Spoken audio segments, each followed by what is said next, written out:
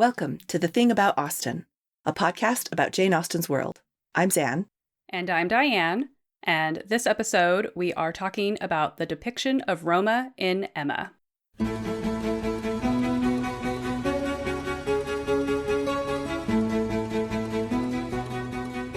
We are so excited to welcome our guest for this episode, Amanda-Rae Prescott. Amanda-Rae is a Black and multiracial freelance entertainment journalist whose specialty is tracking UK TV with an eye to racial diversity discourse. She currently contributes to Den of Geek US, GBH Drama Club, Doctor Who Magazine, and has appeared on several podcasts. Most recently, she has published articles on Mr. Malcolm's List, Persuasion 2022, and Racism in Austen Fandom. A well-known thought leader on diverse casting in period dramas, Amanda-Rae has presented on the subject multiple times, including What's Next for Period Drama at Exeter University and Conversations with Regency Period Drama Friends, reframing the historical accuracy discussion in support of racial diversity at this year's virtual JaneCon. Welcome, Amanda-Rae. Hello, nice to talk to you all today. We are so excited to get to chat with you. We are starting with the text of Emma, and after the night of the ball in Highbury, Harriet Smith and her friend are walking through a shaded part of the road about half of a mile away from Highbury. Along the road, they encounter a group of people that Austen identifies as the G-word slur for Roma or Romani people. Harriet's friend screams and runs away, while Harriet gets a leg cramp and can't scrabble up the same embankment. So this is the passage from the text. How the trampers might have behaved, had the young ladies been more courageous, must be doubtful. But such an invitation for attack could not be resisted, and Harriet was soon assailed by a half-dozen children, headed by a stout woman and a great boy, all clamorous and impertinent in look, though not absolutely in word.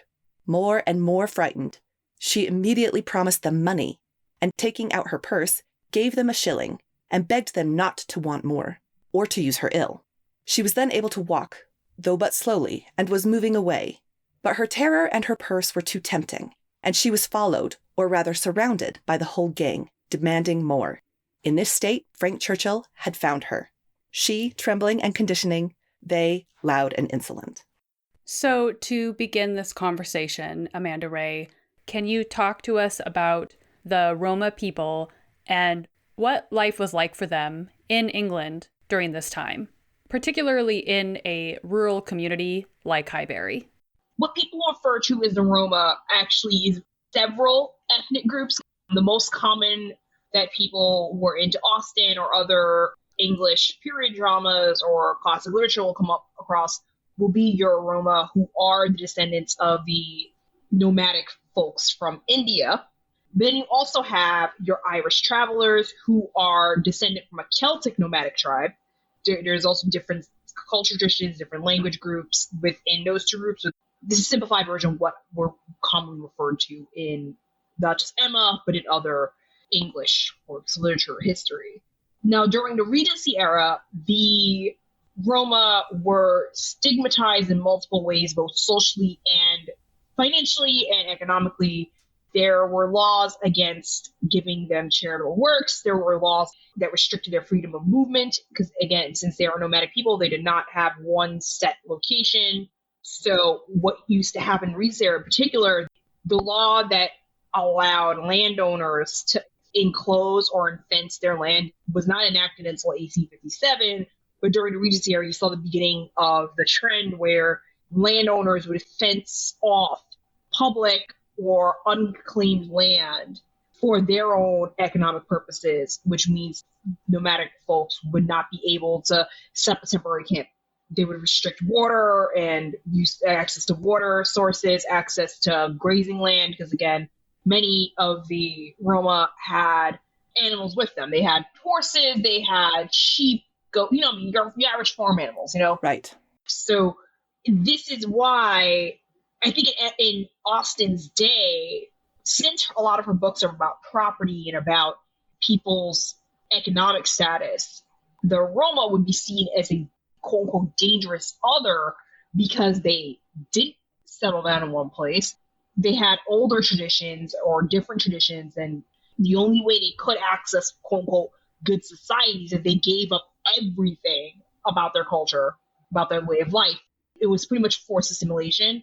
In earlier eras, they even went as far as forced baptism of Roma children. So we're talking hundreds of years of negative stereotypes and racialization. And today, there's still discrimination against the Roma people, but now they've banded together in the UK, and their version of our civil rights legislation has them down as a protected ethnic group. This doesn't mean there isn't discrimination of all kinds still, but it's just sort of something. It was not a new thing in the Austin era. We're talking, this was something that's happening for hundreds of years. So because it's such a negative depiction here, they are perceived as a threat to young women and a group that needs to be run off from Highbury. Why do you think Austen includes this subplot in her story? Why is this scene particularly so problematic? It's problematic because the thing is, even if you want to assume the person in the era saw the Roma as people to be respected, they didn't see them as holding an equal place in society compared to your average white person.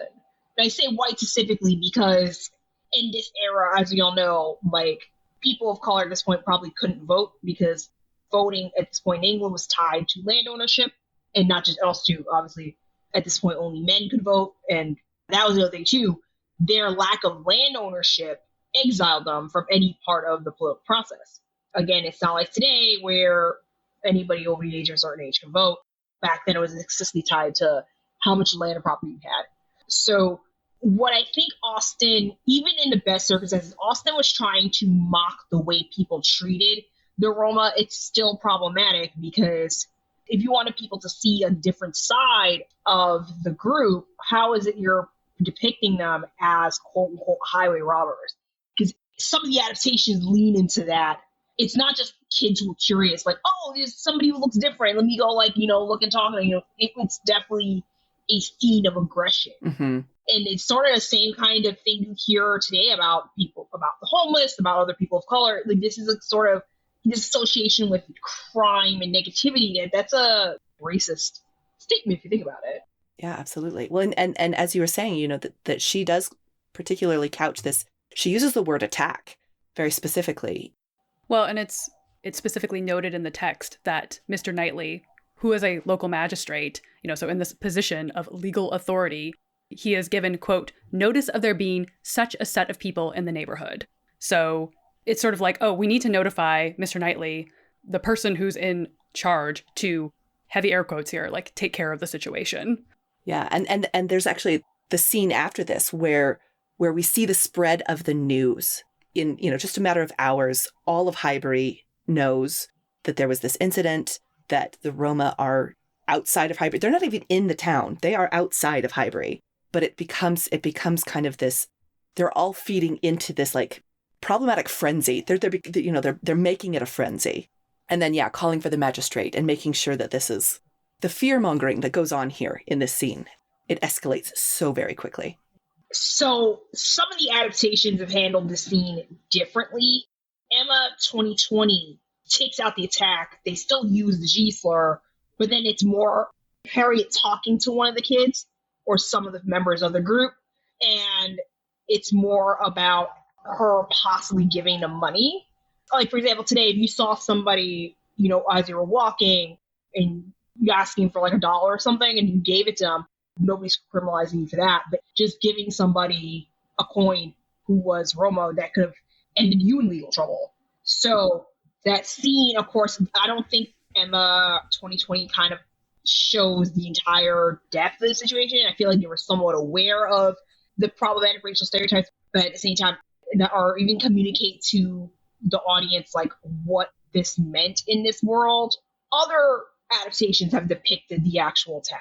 It's particular Emma 1996, the movie with Gwyneth Paltrow. They're walking in the forest, and then all of a sudden you see the kids and the teenagers come out of the bushes out of nowhere. It's definitely played off like the highwayman attacks. Even though they're on foot, it's kind of like that kind of imagery. I also believe the miniseries as well, it was depicted as an attack. and slurs also used. So many of these adaptations have fed into this concept of criminalizing the other, and also too, in a sense, criminalizing poverty. And I would imagine as well, there's always that fear that if a crime happens in the area, that you know that you're going to be at a high likelihood for being wrongfully accused. Mm-hmm. A group of Roma living in the area probably know that they are going to be blamed for it, even if they had absolutely nothing to do with it. Yeah, it's the classic scapegoating theory. Like you're gonna blame the people you quote unquote believe are always likely to become. And I'd argue in this era, most of those criminals were what we can describe as white folks, not Roma, because again, class differences and the like. You could tell most likely people who would get away with those crimes were not minorities. Well, and if you were like really, really up there in the social strata, i.e., you were a lord, you could really just do whatever you wanted to because you would just get tried by your peers. You wouldn't even have to worry about getting arrested and having a trial like a regular person. You just get your trial in the House of Lords with all your buddies. Yeah, with all your buddies from the men's club, basically. Yeah. Well, I think too, when you even if you like really explicate the scene that we mentioned at the top of the episode, there's nothing actually criminal that's even happening here. This is Harriet who's frightened, and it's talking about, she gives them some money, and it's like, because I'm looking at it, it's like they were impertinent in look, though not absolutely in word. So she's going purely off of appearances, that there's something going on here, that she gives them some money, she walks away, and then more people are asking her for money, and then she is the one who's perceiving terror and threat. And yet it's immediately taken up as Harriet's been attacked, go call the magistrate, run them off. And so what you're describing, Amanda-Rae, makes a lot of sense in terms of just, it's the prejudice, it's the fact that they are even just there. It doesn't matter that there was no actual harm done. Because I think even in the film adaptations, oftentimes, we know that Harriet has like a leg cramp, and yet it's kind of implied that she is hurt because of the Roma, that she's being carried into the scenes. There's an implication that she is physically harmed by the Roma. Yeah. That she has like sprained her ankle because she was being chased. Because she was being chased or pushed down or something. And that's not what happens. Yeah, this again, I think, especially as a person of color in America, I think it sort of sounds kind of, to me, the parallels with the way people in our society view people who are houseless and who are struggling economically or who have mental illness or issues, how people are criminalized just for looking at somebody. And also the other implication is these are racialized others, and how the history of white women accusing like that, all of those layers, and thinking about, in history of the United States, like Emmett Till and all lynching in the South just because somebody claimed a person of color was threatening to them. All of that history goes right back to this, to think about it. And I think the fact that a lot of these modern adaptations have leaned in, implying way more than what Austen said, is just in reinforcing negative stereotypes. Yeah. So at the end of this scene in the novel, Austen then tells us that the Roma move on quickly after the encounter. And in reality, the reason why they move on is because they're essentially forced out of Highbury. And then this event quickly becomes fodder for a kind of almost fantastical storytelling opportunity for Emma and her nephews. So can you talk to us a little bit about the tension in this depiction between this seemingly threatening presence, as it is perceived by these characters, but also an exoticized group that is used for entertainment? In the late 19th or into 20th centuries, the rise of the traveling circus and other things, Roma folks were often working those traveling shows, the quote unquote freak shows. A lot of that was just people who were not allowed to do other things making inroads in the entertainment industry at a time when there wasn't a lot of regulation or legal oversight. So what exists even maybe at times a legal gray area, because it's one thing, because also obviously people figured out I might get in trouble if I stay somewhere too long, but if I have a show where I could stay here for a weekend and move on. So the ties between the community and the scene as entertainment can, in later eras, you could see where the beginnings of this begin. And also it's making Frank Churchill look more of a hero than he is in the earlier parts of the novel. Not every adaptation leans into the whole after effects of this, but beginnings of the later stereotyping you could see where it's starting. That experience of, it's kind of like when people today come and like brag about going to like quote unquote exotic locales elsewhere in the world. It's the same sort of exoticization and fetishization of the other. Well, and I think even the way that it's presented, because it does become kind of this like, the young nephews are like, tell us the story of Harriet's encounter. It becomes something that, for the children, it becomes something that's ostensibly supposed to be entertainment, but then it is also at the same time very much so reinforcing the stereotypes, but in the guise of a fairy tale, which is really troubling in terms of just kind of perpetuating this incredible othering. If you think about it, it's their version of the Big Bad Wolf. Of Little Red Riding Hood and the Big Bad Wolf. Yeah. Well, I was thinking too that it's, that this is to her young nephews, which are, again, potentially like the next leaders in communities. The next magistrates. Yeah. And they're being told these stories in a way that will just reinforce and perpetuate the problem rather than undoing any kind of stereotypes here. Exactly. So this sort of depiction of Roma in the early 19th century novel is unfortunately not uncommon, though not excusable, to be very clear. But it's another thing entirely to have a depiction like this in the late 20th and early 21st century. And since you do a lot of work with film and television adaptations, can you tell us a bit more about how you see Roma being depicted in period dramas, whether that's in Emma or other pieces from around these eras? First of all, something that listeners to the podcast can be aware of, Roma in Eastern Europe were targeted by Hitler and many died in the concentration camps. The Roma in East Europe have their own word for Holocaust. They have a term for it. It was a genocide. In the United States Holocaust Memorial Museum, there's a whole section devoted to the Roma victims of the Holocaust. This is why later 20th century negative depiction of Roma is so problematic, because we have the records from Hitler's era of how they viewed the Roma as people they believe were not worth living. That's why it's a form of racism that we kind of need to confront in period dramas. I mean, it has improved in some aspects because there are productions now, the more recent productions outside of Austin, that have tried to at least show that historical racism and discrimination was wrong. But if there's going to be another Emma, that maybe not having that scene at all or reframing it as just Harriet talking to some kids, it kind of relates back to how sort of like how people excuse Georgia Hayer's anti-Semitism. It's kind of, this is another thing, it's kind of intertwined here. Like, we all have to kind of confront the biases that Elson has, and This is one of them. Yeah. In terms of other period dramas, I'm sure there's examples I'm leaving out mostly because of just not having seen them. But recently, outside of Austin space, we have depictions of Roma in All Creatures Great and Small, the new series.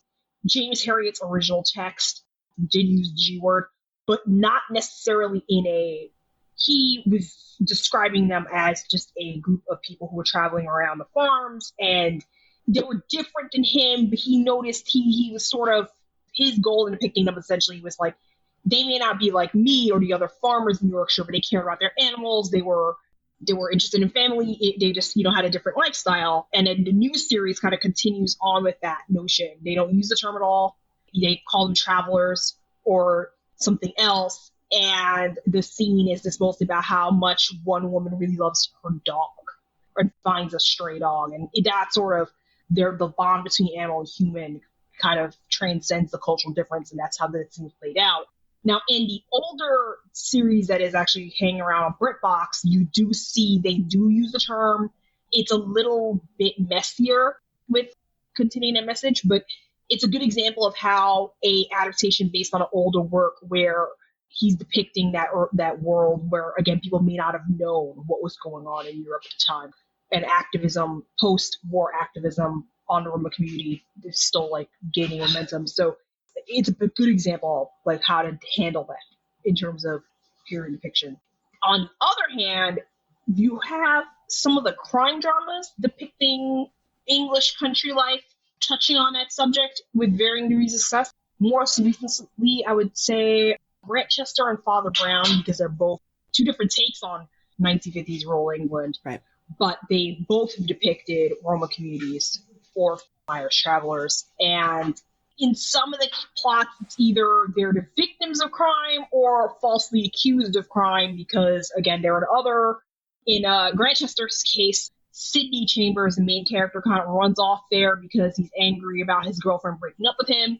He leaves the ends of the Roma because he's mad that his girlfriend broke up with him. It's kind of really, really random, but also it's still in a weird way enforcing that kind of like, you live a different kind of life than we do sort of thing. So yeah, and the crime dramas are always often with period drama, they're often have to toe that line of depicting historical stereotypes but also avoiding modern stereotypes at the same time. So you're on there, the crime drama is always on that knife edge. Right. And actually sometimes that's why I kind of prefer sometimes the crime dramas, because they also have a lot of room to fix.